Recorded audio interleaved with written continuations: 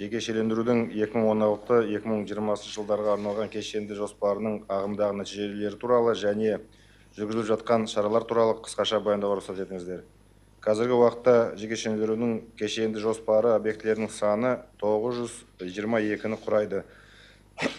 Олардың 48-і үкіметтің биылғы жылдың 9 қарашадағы қаулысымен қосымша енгізілді. 2016 жылдан бастап бүгінгі күнге дейін 532 объекті сауда-саттыққа шығарылып, олардың 465-і сатылды. Сату сомасы 296 миллиард теңгені құрады. 96 объекті қазір сату алдындағы дайындық кезеңінде.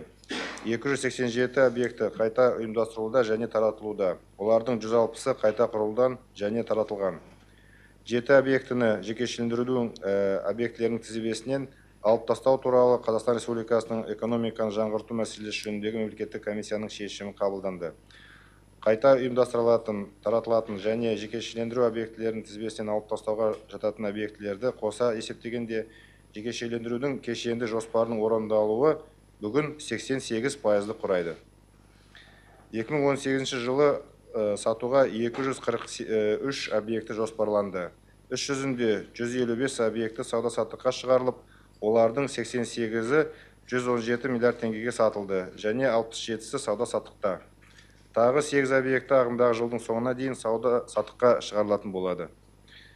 Бұдан бөлек 56 объекті бойынша қайта құру және тарату туралы шешім қабылданды.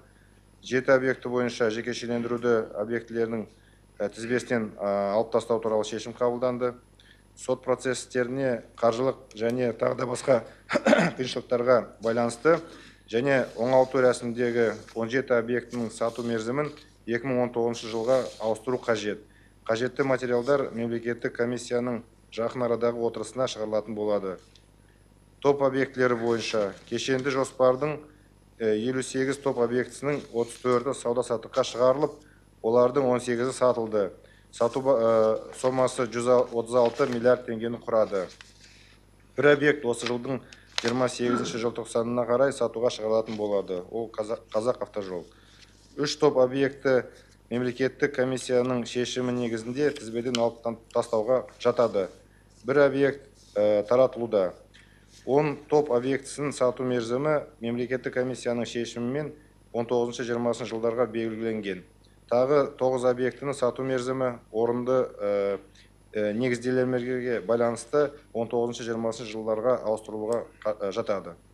19 жылы келесі объектілер сатуға шығарылуға жатады. 19-20 жылдарға жоспарланған 23 объекті. Оның ішінде Самұрық-қазына ұлттық әл-ауқат қорының 7 ірі компаниясын IPO-ға шығару арқылы сату жоспарланған. Бұл ретте 14 қарашада Казатомпром ұлттық компаниясының акцияларының 25%-ның 15%-ның Астана халықаралық қаржы орталығы биржасында және Лондон қор биржасында сату бойынша сауда-саттық өтті.